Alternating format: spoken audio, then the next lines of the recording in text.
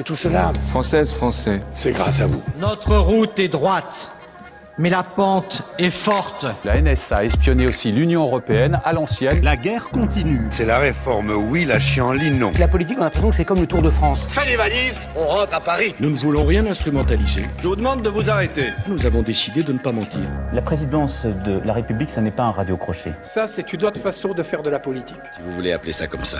Alors, quoi de neuf, quoi de neuf? La République, c'est moi.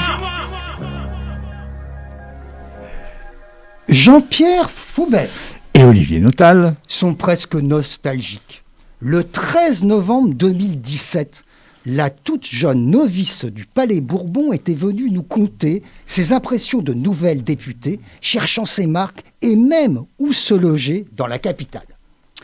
Alors depuis, sous le pont de la Concorde, qui relie la place éponyme au Palais Bourbon, de l'eau, et même parfois beaucoup d'eau, a coulé avec la Seine. Ce ne fut certainement pas un long fleuve tranquille. Ensuite, nous l'avions reçu dans nos locaux, du 24 boulevard Pasteur, en mars 2018 et en décembre 2019. Alors depuis un virus et des agendas très chargés, nous l'avons éloigné de nos petits studios montpelliérains. Rappel pour ceux qui n'ont pas suivi son parcours, rappel très rapide. Et elle aura le droit de corriger, bien sûr, si je dis des bêtises. Muriel Rességuier est née à Châteauroux, d'un père enseignant engagé au Parti communiste français. Elle fera ses études à Montpellier, notamment au lycée Joffre, au prépa, et devient assistante de direction à la Sécu.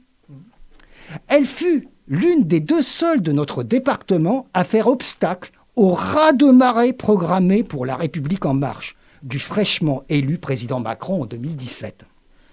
L'autre élue fut Madame Emmanuelle Ménard, mais c'est probablement le seul point commun entre ces deux élus de l'Hérault. Alors depuis, nous en arrivons d'une élection à l'autre, avec un peu le même casting pour les présidentielles à venir. Emmanuel II succédera-t-il à Emmanuel Ier, roi de France et d'Europe? En espérant nous refaire 2017, avec pour adversaire notre Marine Le Pen nationale, qui, c'est un comble, risque de se faire dépasser par la droite de son extrême droite. Chez les Républicains, nous avons perdu un Fillon et gagné une Pécresse. Au Parti socialiste, c'est la maire de Paris qui s'y colle, mais avec des sondages catastrophiques. Madame Taubira, quant à elle, une spécialiste peut-être de la zizanie à gauche, vous vous souvenez peut-être de 2002, elle se dit légitime avec cette primaire populaire. Alors, seule remarque, ce sont des femmes qui voudraient être présidentes. Ce serait un progrès peut-être dans ce monde très masculin, mais c'est pas sûr, tout dépend desquelles. Jean-Luc Mélenchon, lui, c'est la 3e présidentielle. Après 2012 où il se présentait avec le parti de gauche, en 2017 c'était déjà la France insoumise. Alors réussira-t-il à nous trouver un avenir en commun avec son programme pour une union populaire? Et enfin, être présent à ce décisif 2e tour de cette élection, très 5e République. Lui qui milite pour une 6e République depuis tellement longtemps. Vu l'état de l'union de la gauche, ce n'est pas gagné. Combien de candidats se réclament-ils de la gauche? Nous avons du mal à suivre, même avec Jean-Pierre, on a du mal à suivre. Tout le monde plaide pour l'union et chacun dit à cette union clairement non. Alors nous demanderons à Muriel son analyse de cette situation pour le moins inquiétante pour la gauche et au-delà pour notre pays. En novembre 2017, nous l'avions nommée Madame la représentante du peuple de gauche, puisque c'était tellement... Tout le monde était La République en marche, il n'en avait qu'une qui était élue, c'était elle. Donc on avait, je dirais, avec un petit clin d'œil, appelé Madame la représentante du peuple de gauche. Ah, je ne pense pas qu'elle va renier ça en 2022. Localement, la députée est toujours viscéralement ancrée dans sa circonscription du centre-ville, pour faire simple. Et elle nous parlera probablement de quelques histoires locales, nous verrons bien. Puis, après la présidentielle, de tous les dangers, viendront les législatives. Muriel Rességuier reviendra probablement sur son travail de députée de La République. Est-elle prête à replonger dans l'hémicycle? Il demandera bien sûr Jean-Pierre. Ici, dans une radio libre, qu'elle connaît bien, elle nous commentera la question écrite au gouvernement qu'elle a posée le 31 janvier dernier. Le pluralisme de la presse doit être préservé.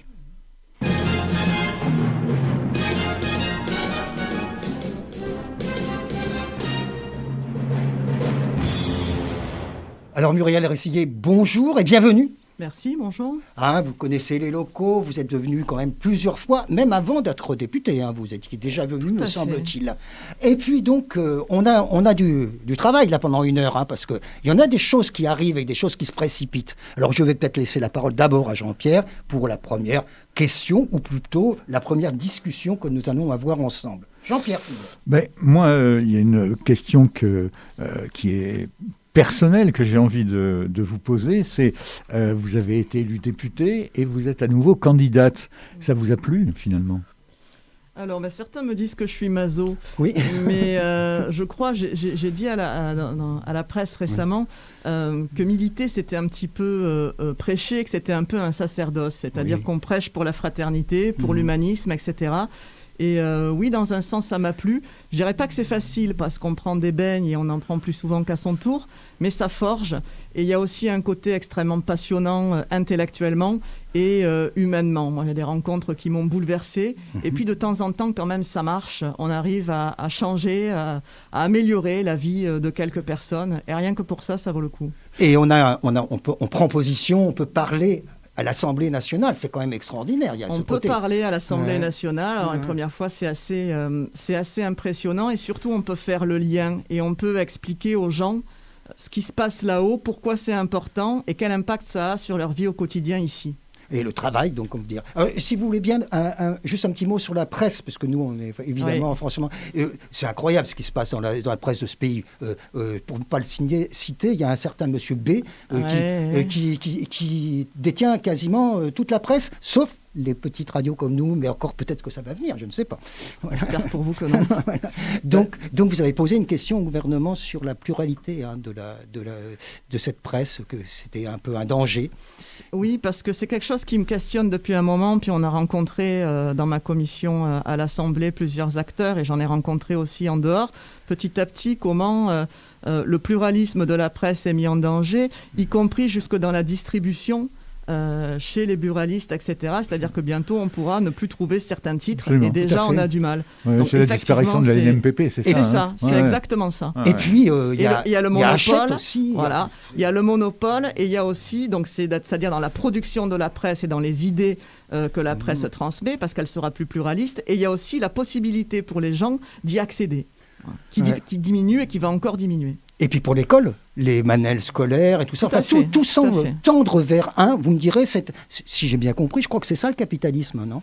Oui, c'est l'horreur du capitalisme. Voilà. Il y a un dénommé Karl, un grand barbu, qui avait expliqué le problème de la concentration du capital il y a un siècle et demi. Ouais. Donc c'est pas nouveau, il y a déjà des gens qui réfléchissent à ça. Mais on arrive à un paroxysme du capitalisme, alors au niveau économique, au niveau évidemment de la démocratie et au niveau aussi de l'environnement. Donc il va falloir se poser des questions là. Ouais. Ouais. D'autant plus que des journaux qui étaient apparemment relativement indépendants, je pense au journal Le Monde, pour ne pas le citer, qui appartenait à ses lecteurs il y a 20 ans. Peu à peu, maintenant il y a un PDG. Ils sont 2 ou 3 dans la presse. Allez, voilà, c'est vrai que même Libération, qui avait une autre image, je ne parle pas du Figaro, etc. Donc c'est vrai qu'il y a un problème, mais quand j'entends un des candidats dont le nom commence par Z et qui dit, moi, si je suis élu, si je suis élu, je supprime les aides aux télévisions publiques, je le limite à 1 ou 2, etc. Il n'est pas question que... Mais ça ne le gêne pas qu'il y ait en même temps CNews, la 8, plus etc. 2 ou 3 autres. Donc, ça ne le gêne pas quand c'est sa propagande. Ça traduit pour moi évidemment un côté autoritariste qui est très inquiétant, mais à la fois aussi pour moi un manque, une lacune intellectuelle, et ça veut dire qu'il a du mal aussi à accepter d'être contredit et d'avancer argument contre argument. Pour moi, c'est une faiblesse intellectuelle aussi. Oui, c'est très difficile de débattre avec ce monsieur, vous êtes d'accord ? voit bien que c'est ses arguments et il balaye le reste. Alors, il y a ça, et je me demande même, est-ce que c'est utile de débattre avec lui, parce qu'il défend des thèses qui sont quand même racistes, et je rappelle que le racisme n'est pas une opinion, mais un délit. Donc, je crois qu'on arrive là à la limite de ce qui est supportable pour notre démocratie. Ouais. Non, tout à fait. Et je pense que, on ne va peut-être pas s'éterniser sur ce sujet, mais c'est vrai que j'ai lu hier le petit bouquin qui est sorti avec 16 historiens qui reprennent thème par thème les arguments de M. Zemmour, puisqu'il s'agit de lui, historiques, en disant mais c'est complètement faux. C'est du révisionnisme. Voilà, en plus, ce qui est, c'est pas cité dans cet ouvrage, mais il y a une anecdote amusante. Il a confondu Attila et Gengis Khan, c'est-à-dire il s'est trompé de 700 ans, quoi. Mais c'est pas grave. Donc il est capable de falsifier complètement l'histoire, et puis le bouquin de Joly sur les falsificateurs, sur la falsification de l'histoire, qui est extrêmement intéressant. Revenons à vous sur votre travail de député. Qu'est-ce qui vous a le plus passionné? Il y a des sujets, j'imagine, vous faites partie de commissions, etc. Il y a des sujets qui vous ont été chers, non? Oui. Alors moi, j'ai toujours été attiré comme sujet par tout ce qui est éducation, parce que je trouve que c'est fondamental, notamment en République, pour former des citoyens et sortir, en tout cas tenter de sortir du déterminisme social, et l'éducation a été mise à mal par ce gouvernement, à tous les stades d'ailleurs, dès la primaire, au collège, au secondaire, avec la réforme du bac, qui fait que le bac maintenant n'est plus un diplôme national. Ça veut dire que selon où vous passez votre bac, il aura plus ou moins de valeur, avec après Parcoursup, avec après la LPR, la recherche, etc., où on bascule vers un système anglo-saxon. Donc ça a été à la fois un combat passionnant, mais compliqué parce qu'ils sont majoritaires, donc ils sont en train de gagner ça. Et puis aussi tout ce qui concerne le logement, la santé, voilà, beaucoup de domaines. J'imagine que sur l'éducation, vous êtes sensible au fait qu'il a été évoqué, pas la privatisation, mais le fait de faire payer les universités. Oui, alors il a rétro-pédalé, mais on voit bien qu'en fait, c'est une logique. Quand vous n'augmentez pas les bourses, quand vous ne permettez pas aux étudiants de se loger, de fait, ça veut dire quoi? Ça veut dire qu'ils vont devoir faire des prêts de plus en plus, comme ça se passe déjà pour les grandes écoles. Et oui, c'est le modèle anglo-saxon. D'ailleurs, et c'est la Startup Nation, et c'est soi-disant le mérite. Et donc, de fait, c'est déjà le cas. Si vous n'avez pas d'argent, ça devient très compliqué de suivre des études supérieures. Nous, on reçoit très régulièrement dans cette radio les syndicats, syndicats des étudiants, notamment le SCUM, qui est un syndicat très combatif. Avec qui je travaille, d'ailleurs. Nous, on le reçoit une fois par mois au moins. Et donc, ils nous racontent des histoires, mais on se demande dans quel pays on vit. J'ai avec eux travaillé sur les dossiers des étudiants qui n'avaient pas été reçus en master, qui n'avaient pas eu de place. Pas affectés. Oui. Et c'est ça. C'est pas parce qu'ils le méritaient pas, qu'ils n'avaient pas les compétences, c'est parce qu'il n'y avait pas de place. Et c'est très intéressant parce que quand vous regardez la liste des étudiants, on se rend compte au niveau sociologique que ce sont tous des pauvres, et en particulier des pauvres souvent d'origine étrangère. Voilà. Donc ça pose question. Ou qui viennent de nos territoires d'outre-mer aussi. Ça pose question sur quelle école de la République on veut. Et moi, je pense qu'on est en train là d'avoir un système qui accroît le déterminisme social, et surtout une vision de l'école et de l'éducation qui n'est pas, nous on apprenait à apprendre, et partout où on allait, on était capable de se former et presque de s'auto-former. Là maintenant, c'est l'employabilité, et on forme de futurs salariés. Il y avait à l'époque à Grenoble un truc qu'on appelait le Doug Michelin, et qui se multiplie un petit peu, c'est-à-dire on le voit dans le transfert des compétences aussi de la formation aux régions, où en réalité ce sont les entreprises qui disent nous on a besoin de ça, donc on va aller dans tel axe de formation. Ça veut dire que vous ne choisirez plus ce que vous voulez faire, et surtout vous n'aurez plus on vous enseignera plus cette faculté d'apprendre à apprendre. On a même voulu, et Jean-Pierre, vous me reprenez si je disais bêtises, on a même voulu supprimer l'étude de l'histoire. Oui. Après tout, pourquoi faire l'histoire? À quoi ça sert dans les entreprises? Si vous avez une vision de rentabilité, de marchandisation du savoir, c'est logique. L'histoire, le grec ancien, le latin, ça n'a aucune utilité. Eh ben, c'est une vision un peu difficile. C'est terrible. Et puis même, je reviens avec ces syndicats étudiants qu'on reçoit. Ils en sont à donner à manger à leurs collègues. Oui. Nous sommes bien là, c'est bien ça. C'est ça. Ils en sont à faire des paniers repas, à distribuer, à essayer de remonter le moral. Aussi. Voilà, et je suis, moi, sidéré. On a une jeunesse qui est en train de crever de faim et surtout qui n'a plus d'espoir. Quand vous enlevez l'espoir et la joie aux gens et la faculté de se projeter dans l'avenir, c'est extrêmement dangereux et c'est très inquiétant quand on sait que c'est l'avenir de notre pays, tout simplement, qu'on est en train de sacrifier. Jean-Pierre Foubert, qui connaît bien l'enseignement. Oui, j'ai usé mes fonds de culotte sur une institution universitaire montpelliéraine pendant 40 ans. Mais non, il y a quelque chose qui me trouble. Si j'ai le bac, j'ai envie de faire des études supérieures. Mais quand je vois que 92 ou 95% des élèves qui passent le bac obtiennent ce diplôme, forcément, on va avoir naturellement une envie de poursuivre des études pour 1000 raisons et surtout avec je vais être provocateur, avec un mythe qui est devenu un mythe, qui ne l'est pas nécessairement, enfin pas dans ma tête en tout cas. Le mythe de les études, c'est le premier marchepied de l'ascension sociale. C'est-à-dire que les élèves, l'exemple qu'on donnait il y a 50 ans, c'était Pompidou, petit-fils d'agriculteur, fils d'instituteur, qui fait normal sup et qui devient président de la République et qui devient chargé, en tout cas fondé de pouvoir de la banque Rothschild, etc., etc. Donc il y avait cette espèce de mythe de l'ascension sociale liée à l'éducation, à l'instruction, pardon. Alors, à l'instruction. je ne sais pas si c'était un mythe ou si c'était le but à atteindre, et en tout cas, non, c'est devenu un mythe. Voilà, c'est devenu un mythe. C'était possible. Alors, c'était plus difficile, c'est toujours plus difficile, mais c'était possible. Et là, on est en train d'enlever cette possibilité aux gens. Moi, j'étais au collège Lascaz. Après, j'étais au Mas de Thèse et j'ai pu faire prépa. Est-ce que ce serait possible là maintenant? J'en suis pas du tout certain. Lascaz a été un fournisseur entre le maire de Montpellier qui a été à Lascaz, Yves Larbiou qui vient de décéder, qui était prof à Lascaz. Enfin, moi j'ai connu et je me dis mais ce Lascaz avec l'image qu'il a actuellement n'a rien à voir en réalité avec les quelques personnes qu'elle fournit. Je crois même qu'il y a un ancien élève de Lascaz qui ensuite a continué au Jules c'est là qu'on voit qu'on vieillit, mais oui, Jules Gued, et qui a fait l'ENA, etc., etc. Il y a une très bonne prépa, par exemple, à Sciences Po Paris.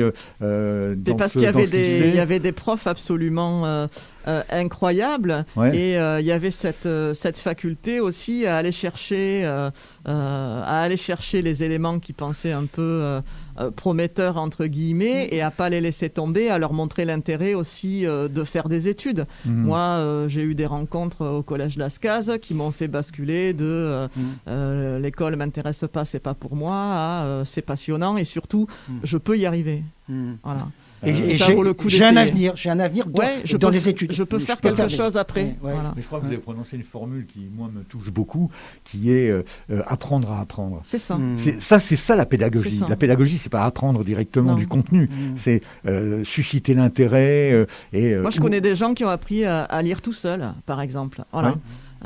Et ça, si vous perdez ça et si vous perdez cette faculté qu'avait l'école et l'éducation à émanciper les citoyens et à leur dire tu peux faire tout ce que tu veux, ça va être plus difficile pour toi que pour d'autres, mais tu peux tout faire. Alors il faut faire attention parce que la société risque de basculer après dans autre chose et on voit que les rapports se tendent, on voit que la violence aussi augmente et c'est pas complètement un hasard. Il faut se demander aussi d'où elle vient et est-ce que c'est pas violent aussi quand l'État renvoie à sa population la plus pauvre, on vous sacrifie et on décide que vous ne pouvez pas monter. Et si vous n'êtes pas content, vous envoie la police nationale et les gendarmes. Oui. Si vraiment vous n'êtes pas content. Bon vieux gaz lacrymo. Mais c'est vrai que sur la paupérisation des pauvres, c'est un phénomène de paupérisation absolue. Et pas relative. Là, c'est vraiment la misère maintenant. Complètement. Et il y a deux choses là-dessus qui me frappent beaucoup. C'est que d'abord, ça rejoint complètement les thèses que Bourdieu défendait il y a 40 ans ou 50 ans. Dont on se moquait, dont certains se moquaient. Voilà. Et puis le fait fait que toute cette population n'a plus du tout accès ni au monde économique, et donc cette précarisation est extrêmement dangereuse parce qu'on sait effectivement ce qui se passe. Je pense qu'il y a un film qu'on devrait projeter à la télévision et qui est tout à fait significatif, c'est M. le Maudit de Fritz Lang, parce que c'est exactement... Sur CNews, je pense. Oui, ça... Avec les commentaires de Monsieur Z après. Oui, sauf que le film, c'est Fritz Lang, mais il serait capable de le projeter en allemand sans sous-titres. C'est ça. Bon, je passe. Vous avez 1984 aussi. Oui, absolument. Mais ça devient très à la mode. Ou bien ce petit livre dont je parlerai dans un autre point qui vient de sortir et qui s'appelle L'opium des imbéciles de Rudi Reichstadt, qui fait partie du groupe la Fondation Jean Jaurès. Voilà. Et qui vient d'ailleurs jeudi prochain à Montpellier, au Gazette Café. Pour revenir à ça, donc vous disiez l'éducation, pris au sens large du terme, et puis l'autre, vous parlez du logement. C'est le deuxième grand créneau. Oui, parce que le logement, c'est quelque chose... Alors moi, ça me touche d'autant plus que j'ai eu des moments dans ma vie où j'ai eu des logements... je ne sais même pas si on peut appeler ça des logements, et où la rue était pas loin, et où j'ai la chance maintenant, depuis pas longtemps, d'avoir un vrai logement, c'est-à-dire une espèce de coquille. Et le logement, c'est le seul endroit où vous pouvez vivre votre intimité, l'espèce de petite bulle où rien ne peut vous atteindre et où vous pouvez vous reposer, vous pouvez vous reconstruire, et c'est extrêmement important. Et je vois toutes les gesticulations des politiques, etc. On l'a vu avec le Covid, avec le confinement. Être confiné dans un appartement qui est agréable, avec un joli balcon, encore mieux quand vous avez un jardin, quand vous avez un hôtel particulier comme eux, etc. C'est quand même beaucoup plus facile que quand vous êtes dans un endroit pourri, exigu, où en plus vous vivez à plusieurs. Et après, une résidence secondaire au l'île de Ré. Alors il y a ça aussi. Il y a ceux qui ont des résidences secondaires dans des endroits pas dégueulasses. Voilà. Mais ça, pour moi, c'est une injustice terrible. Et en plus, c'est d'autant plus injuste qu'on a les moyens de faire autrement. À Montpellier, on a plus de 10 000 logements vacants. Quand est-ce qu'on se met autour de la table et quand est-ce qu'on voit ceux qui spéculent, on prend l'appart, et ceux qui spéculent pas, qui ont eu des soucis avec les locataires, parce que ça existe aussi, bien sûr. Comment on met en place des assurances, comment on les aide à louer et comment on encadre ça. Il y a eu l'encadrement des loyers. Moi, je regrette que le maire parle plus sécurité qu'encadrement des loyers et qu'on ne sache pas un peu qu'est-ce qu'il est advenu de cette mesure, parce qu'apparemment c'est devenu une réalité, etc. Les logements intercalaires, ça commence à peine. Mais bon sang, qu'est-ce qu'il faut pousser pour que ça commence à peine à émerger dans leurs idées. Quand vous mettez des squats à la rue, quand vous mettez des gens dans des bidonvilles à la rue, ou loger une nuit ou 2 nuits dans un hôtel. Et après ? Mais je veux dire qu'il faut... Et après, vous rentrez chez vous, parce qu'ils rentrent chez eux et ils dorment, ces gens qui font ça. Pour moi, au niveau humain, c'est inadmissible. En 2022, on a fait des tas de progrès, et en humanité, on n'a pas progressé. Et ça, je crois que c'est des choses qui sont devenues insupportables. L'écologie. Alors c'est bien de faire du vélo, c'est super de faire des pistes cyclables, mais est-ce que l'écologie, c'est pas aussi la rénovation des logements, pour que justement les gens qui n'ont pas beaucoup d'argent puissent avoir des logements bien isolés, avoir besoin de moins chauffer quand ils chauffent, de pas chauffer la rue, etc., etc. L'écologie, elle peut être sociale. Et pour moi, le logement, ça fait partie des fondamentaux. Et surtout, vous êtes dans une circonscription qui manque cruellement... Qui manque de logements. Pour les pauvres. Montpellier, on a cette particularité qui est d'attirer beaucoup de monde, beaucoup de gens arrivent sur Montpellier. Je crois que ça peut être une chance, mais il faut aussi agir sur le foncier et il faut construire des logements sociaux, j'ai envie de dire, en tant que de besoin. Si on en a besoin, on les construit. C'est pas je suis à X% et la loi me dit que je suis à X%, donc on arrête. Non, c'est quels sont les besoins. Montpellier est une ville pauvre. Donc on en a besoin, donc on construit. Étudiants, n'en parlons même pas. Ouais. Est-ce que, justement, sur le problème du logement étudiant, est-ce que vous seriez, par exemple, qui était une idée qui avait été émise par le maire de Montpellier il y a une trentaine d'années, et qui était de mettre dans les projets de tracer d'une ligne de tramway, l'amener jusqu'à la Grande Motte, par exemple, où 9 mois par an, il y a des logements qui sont vides, de manière à ce que des étudiants puissent bénéficier de logements là, pendant le temps de l'année universitaire. Alors, ce qui est certain, c'est qu'il faut voir les choses sortir un petit peu de Montpellier. Mais il y a des gens qui acceptent d'aller ailleurs. Mais pour ça, évidemment, il faut qu'il y ait des transports en commun. Voilà. D'où l'idée du tramway. Il faut même plus que dans ces endroits-là, il y ait des services publics. Il faut que ce soit agréable. Et il faut surtout la mixité sociale. Il faut arrêter avec les ghettos et les endroits où, hop, on va mettre les plus pauvres là. Et puis tout le monde. Et puis arrêter aussi avec les gens qui disent ah ben moi j'en veux pas. C'est très bien, mais pas chez moi. Oui, c'est ça. Les ghettos de riches aussi. Les ghettos de riches aussi. On connaît quelques villes à la périphérie de Montpellier où ils n'en veulent pas, hein, ça, je vous assure. Ils préfèrent payer des amendes tous les ans. Et ça, moi, je trouve ça assez effrayant parce qu'on parlait de Zemmour, on parlait d'etc. Mais quand moi, je discute avec certaines personnes, je me demande s'ils considèrent les gens qui sont dans des squats et les gens qui sont dans des bidonvilles comme des êtres humains. Ouais, on en est là. Et quand vous ne considérez pas vos semblables comme des êtres humains, on sait les dérapages et on sait ce que ça peut amener. Voilà. Ah ouais. Mais vous parliez de logement social et de la ghettoisation avec le rejet. Mais par exemple, comme l'actualité nous y fait penser, avec le décès de Ricardo Bofill, quand il propose la place du Nombre d'Or, qui est entièrement du HLM, entre guillemets, à 2 pas du centre-ville, c'est vrai que c'est une belle expérience quand même. Ouais. C'est une belle expérience, et puis ça pas la place du Nombre d'Or, elle va très bien, c'est pas feu et à sang. Donc ça marche. On est bien d'accord. Bien sûr, ça marche. Quand vous considérez, il y a quelqu'un que j'aime beaucoup qui m'a offert un bouquin qui s'appelle, je pense que ça vous plairait, Là où chantent les écrevisses.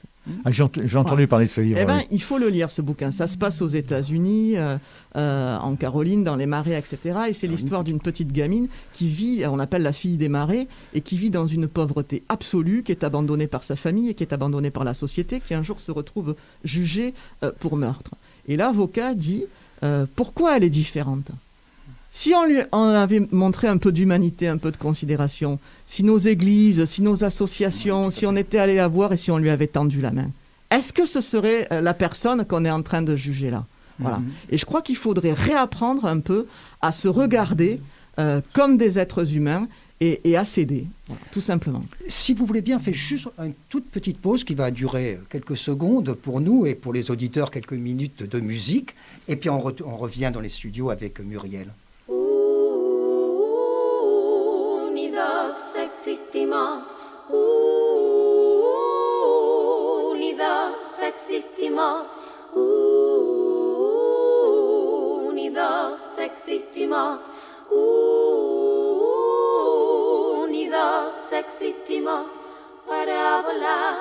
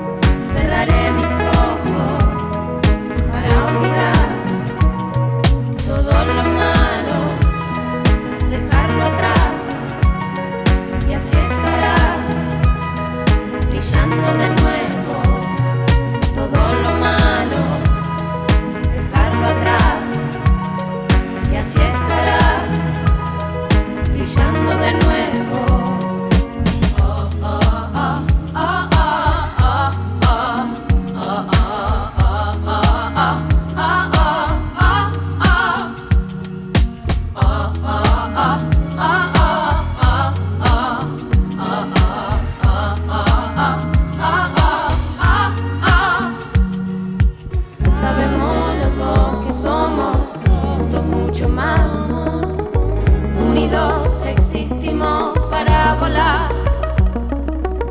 Sabemos los dos mucho más. Unidos existimos para volar. Si no estás, si te vas, si no estás, si te vas.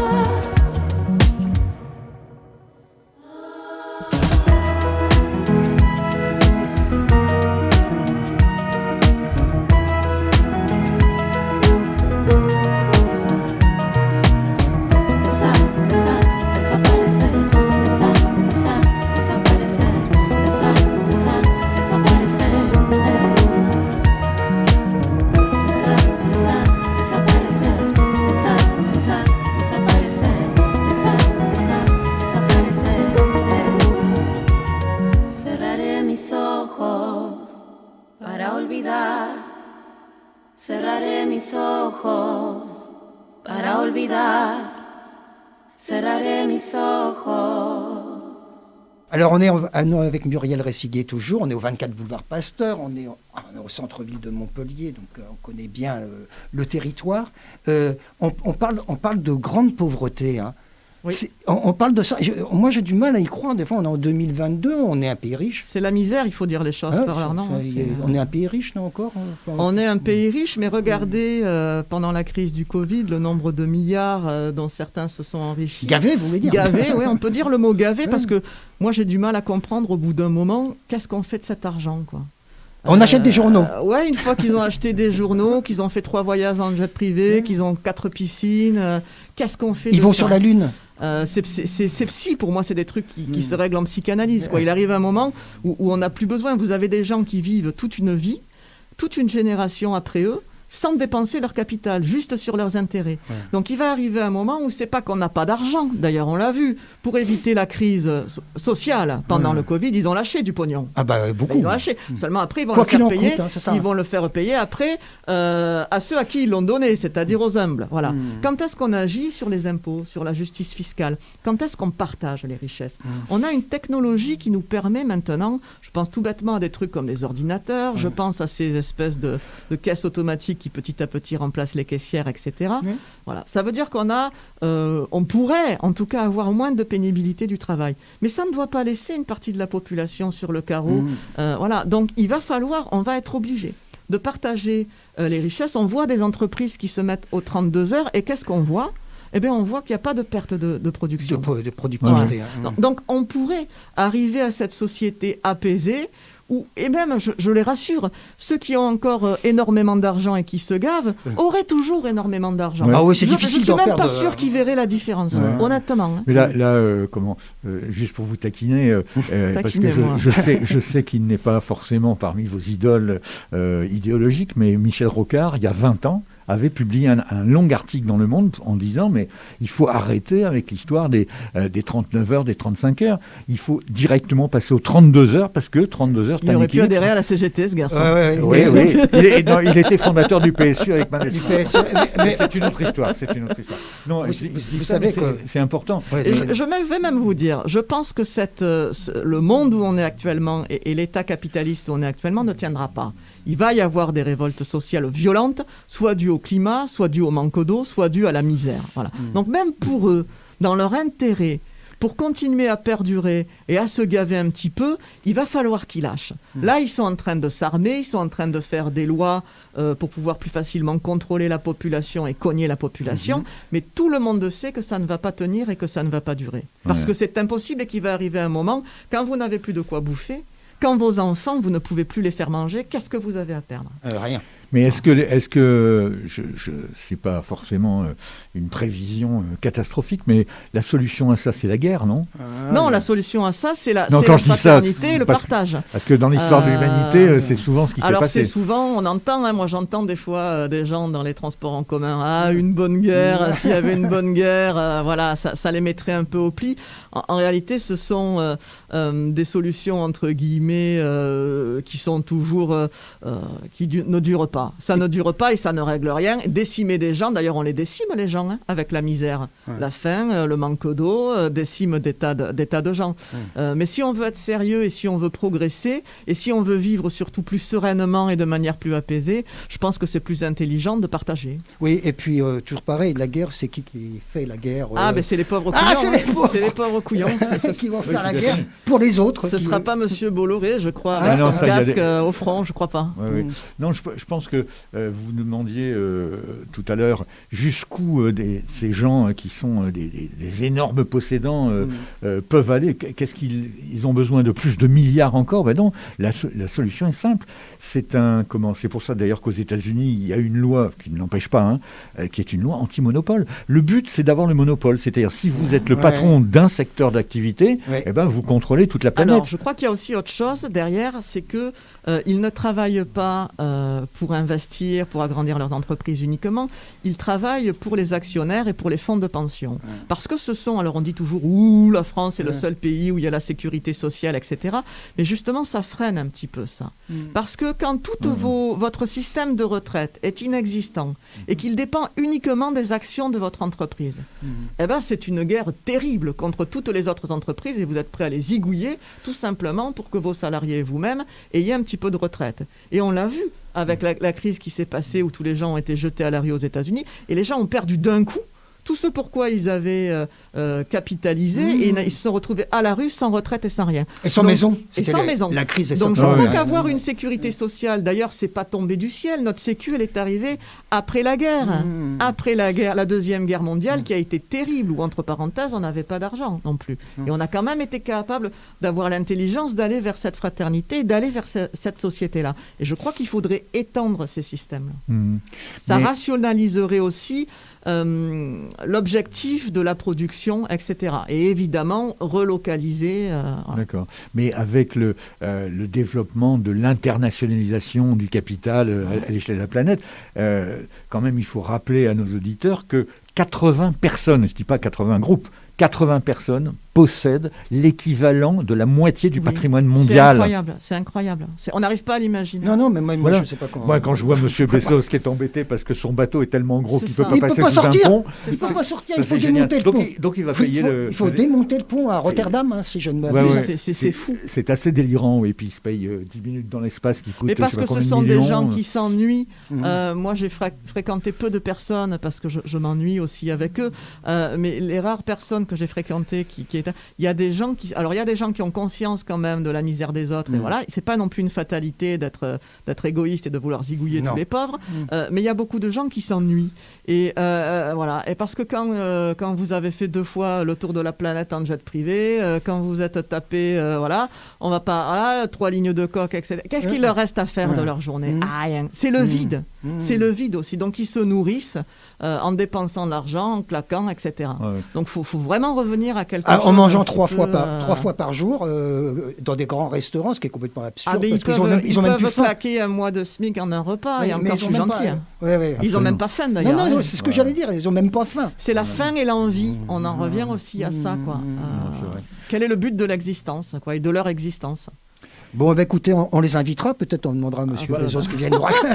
Voilà en tout cas un constat qui nous amène doucement, mais on reviendra là-dessus. Moi j'avais une question à vous poser peut-être avant, parce que c'est vrai qu'on est dans le cadre des présidentielles, mais ce que vous évoquiez sur l'analyse que vous faites sur Montpellier, vous avez des liens avec une partie du conseil municipal de Montpellier pour travailler sur ces questions ? Avec l'équipe de la Faux, c'est pas une question piège. Hein. Non, c'est pas une question piège. Je sais que j'ai travaillé avec les étudiants, sur un dossier. On a fait un communiqué. On est allé ensemble devant le rectorat avec Lara Jimenez. Il m'arrive d'appeler le cabinet du maire sur des questions, notamment sur le squat, etc. Mais il n'y a pas de travail vraiment avec. Je parlais de l'opposition. Mais ça pourrait être aussi. Vous savez, moi, j'ai travaillé. Moi, je suis pas sectaire. Quand c'est pour l'intérêt général, ça me gêne pas, mais sur des engagements précis et des dossiers précis. Voilà. Donc, j'ai des liens avec certains élus de l'opposition, notamment notamment communistes, mais il n'y a pas de travail sur le fond vraiment sur des dossiers. D'accord. Et avec le Conseil général, vous avez des liens départemental. Ouais, pardon, départemental. Non, il m'arrive de les interpeller sur des sujets précis. D'accord. Mais il n'y a pas, mais parce que je pense notamment sur le social. Qu'il y a un réflexe, vous savez, moi je suis quand même la salle rouge, donc travailler avec Récibier... Mais avec le masque, on ne voit pas que vous avez un couteau entre les dents. On voit pas non plus mon revolver dans mon sac. Mais voilà, il y a les préjugés à casser, et puis on ne va pas se mentir aussi, il y a les élections qui arrivent bientôt, donc certaines personnes se disent on va peut-être aussi pouvoir la sortir du jeu et prendre nous la place. Voilà. Il y a tous ces enjeux là. Vous avez une idée des adversaires que vous allez affronter?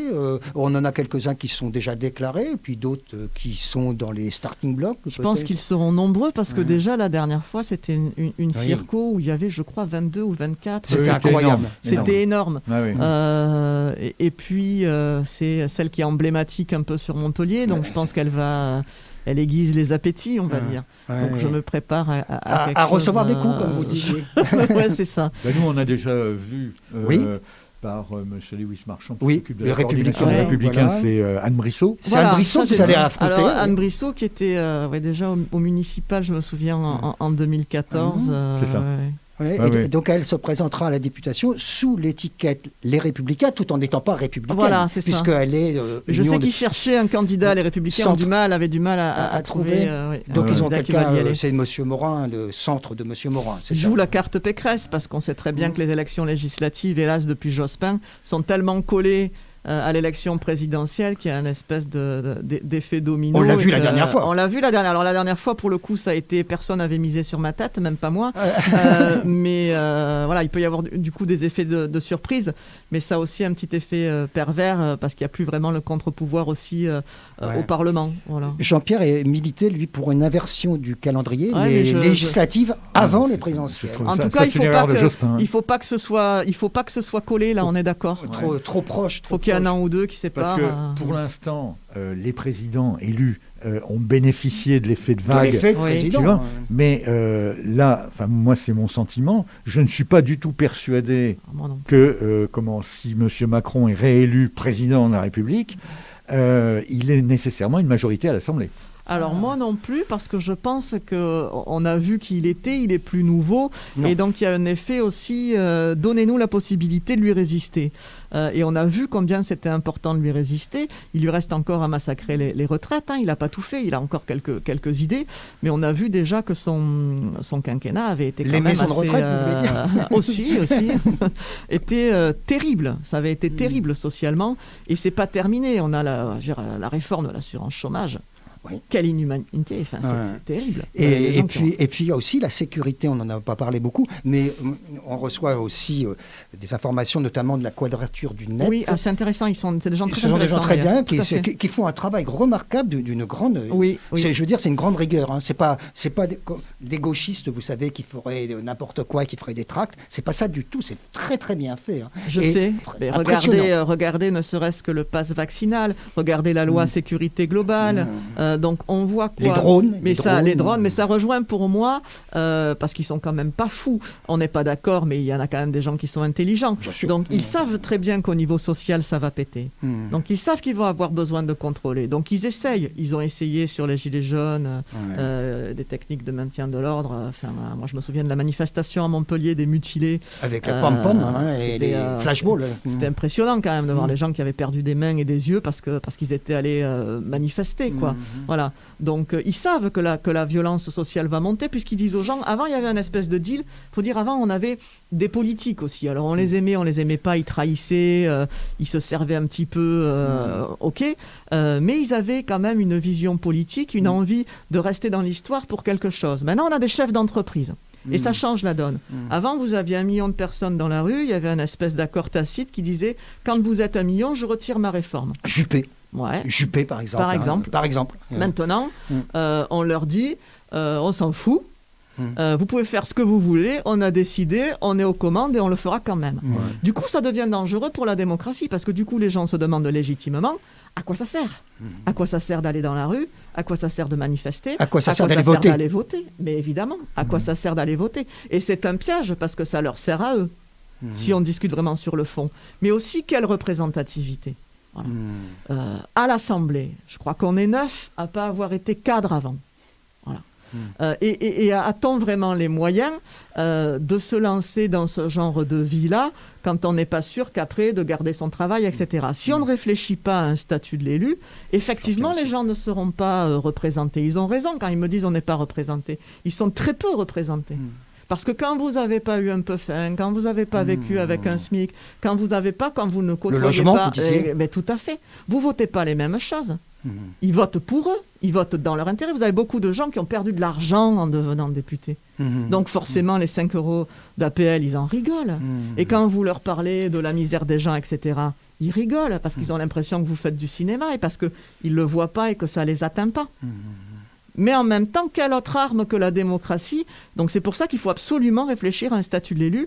Sinon, on le voit déjà un peu autour de nous, les systèmes autoritaires qui avancent en rampant dans le monde, y compris en Europe. Et on voit chez nous cette tentation qui pourrait se réaliser parce que vous avez une détestation des institutions qui grandit aussi.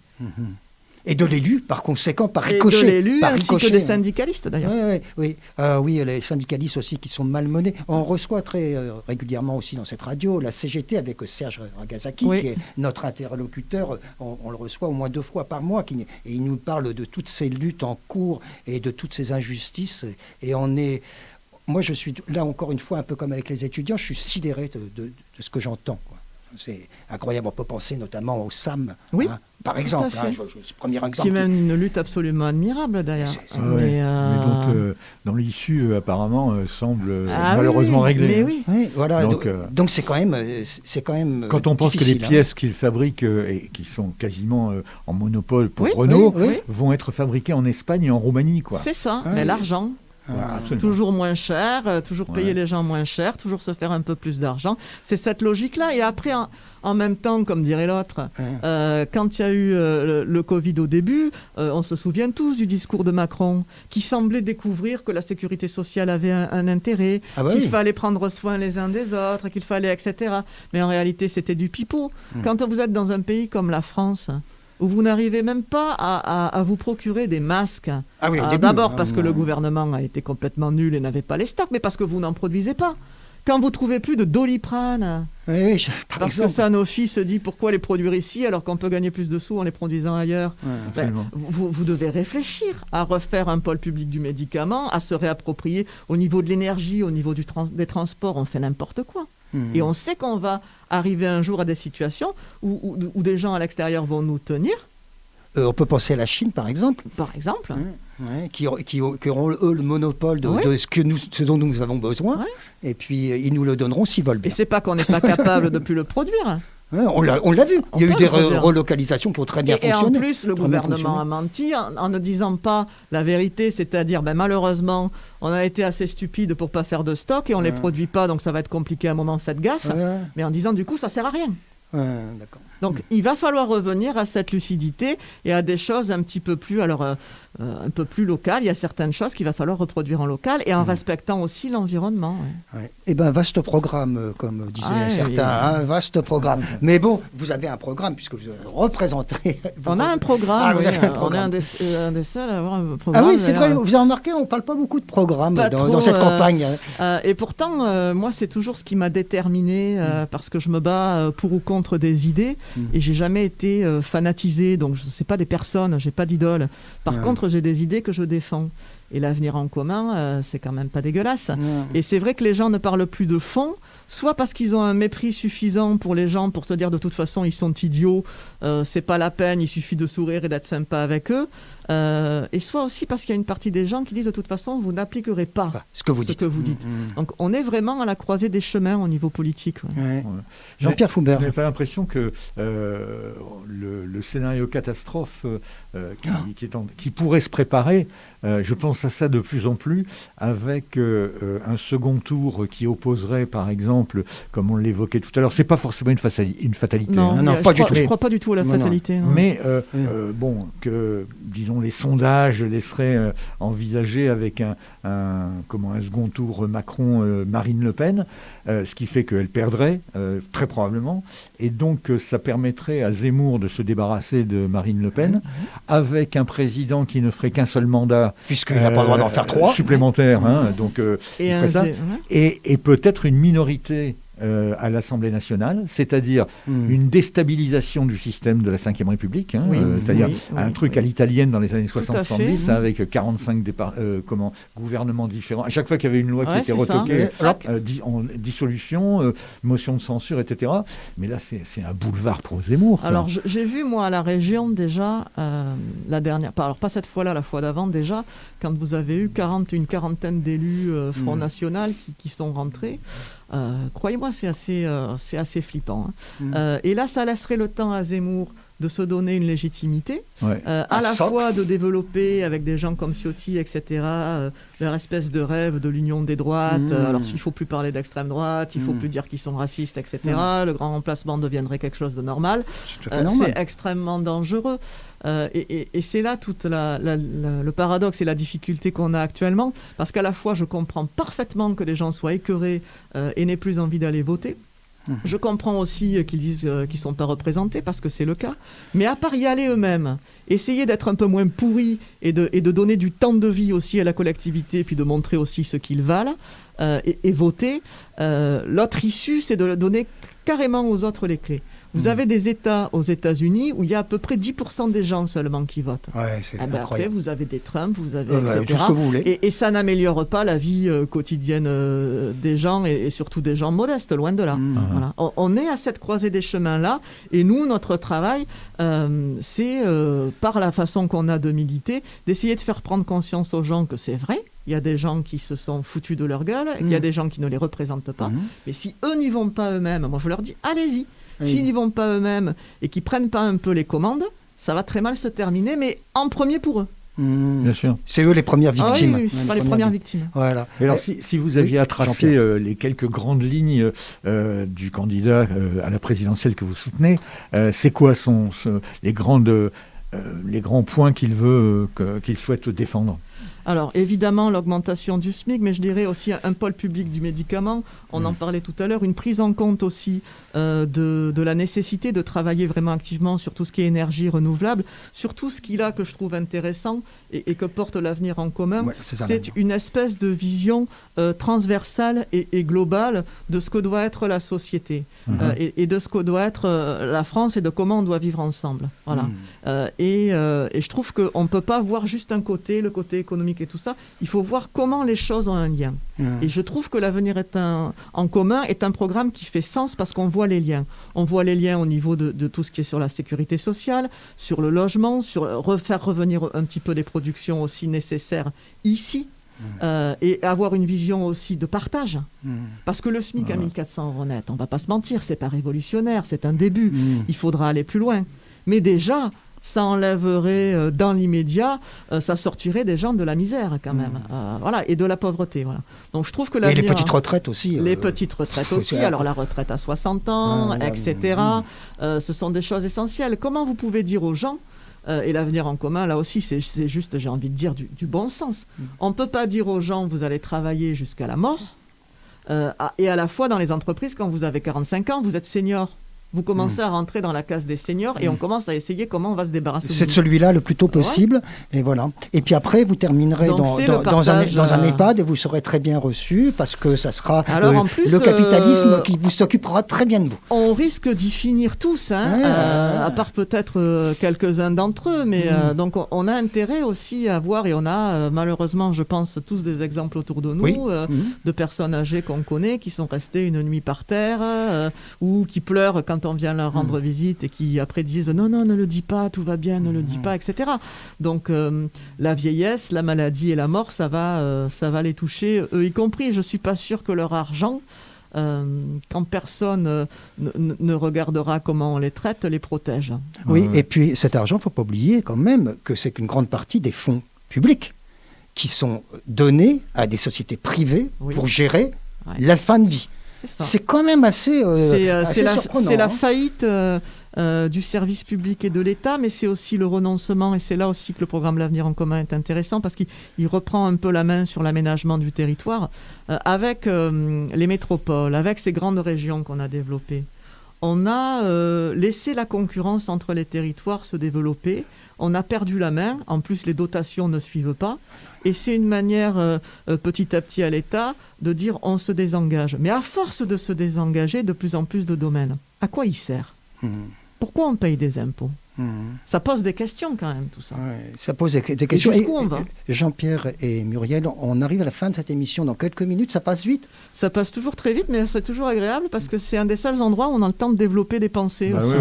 Voilà, c'est ça. On vous remercie. Mais même sur le plan social, avec l'histoire de ce groupe Orpea, entre autres. C'est assez étonnant quand même. Le gars qui fait, le journaliste qui prépare un bouquin, on lui propose 15 millions d'euros c'est ça. Pour ne pas le faire. Pour ne pas le faire. Et ensuite, on apprend que comme le bouquin se fait, le PDG de ce groupe, qui vient d'être démissionnaire, évidemment, bien sûr. suivant dit, attendez, moi je connais pas la situation. Ils sont jamais pour rien, moi. Je suis au courant de rien. Sauf que le PDG précédent, il a vendu pour 20 et quelques millions d'actions. Voilà.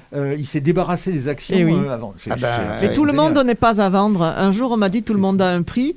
Et ce gars qui a sorti ce bouquin montre que non. Il y a des gens qui se vendent pas. Et pour moi, ce sont eux notre avenir aussi. Oui, tout à fait. Eh bien, écoutez, Jean-Pierre, il nous reste combien de temps ? Je vais demander à Adeline. Il nous reste 4 minutes. On a encore du temps, 4 minutes. Alors, on a parlé, je dirais, un peu des élections présidentielles, mais on a compris que ça allait quand même être difficile.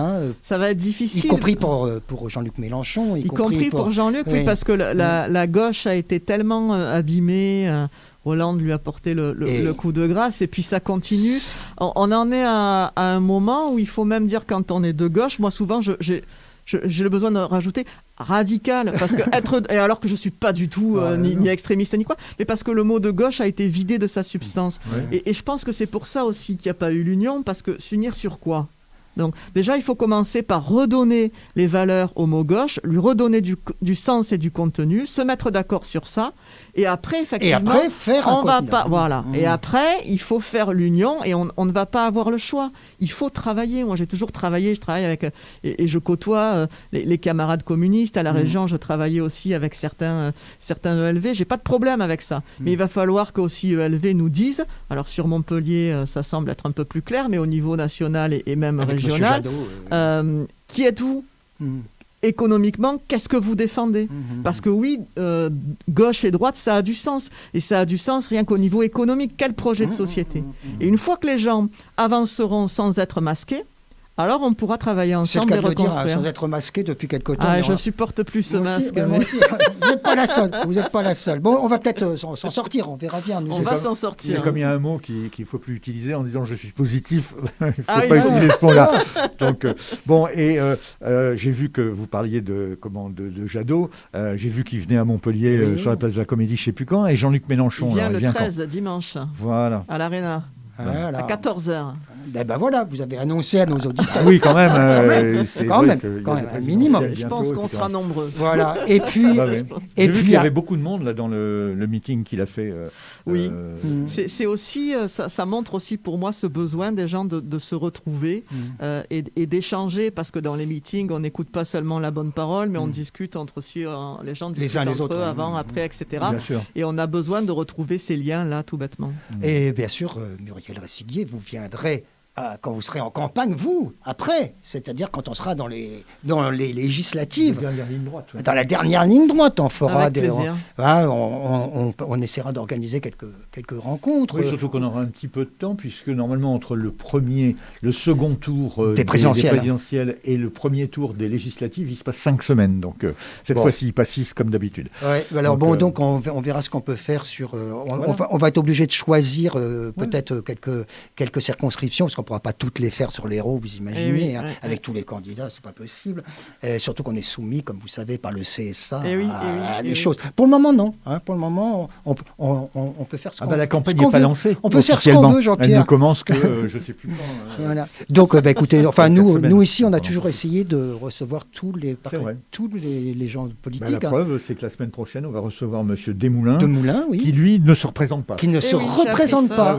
Alors, c'est intéressant. C'est en ça que c'est intéressant. On va lui poser cette question. Il était député de la République en marche, un nouveau. Oui. Et puis là, il jette l'éponge. Alors, ce qui nous intéresse avec ce député, c'est pourquoi. Qu'est-ce qui fait qu'il arrête, qu'il jette l'éponge? Je pense que ça peut être intéressant pour les gens aussi, parce qu'ils comprendront la complexité aussi de ça. Du rôle de député. D'autant plus que, si j'ai bien compris, au niveau national, il risque de ne pas être le seul. Il risque d'y avoir quelques défections. J'en connais déjà une dans le Gard aussi qui m'a dit qu'elle ne se représentera pas. Non, je pense que ce ne sera pas le seul. Ouais. Et bien voilà. En tout cas, merci d'être venu. Merci. Avec plaisir, merci de m'avoir invité. À bientôt.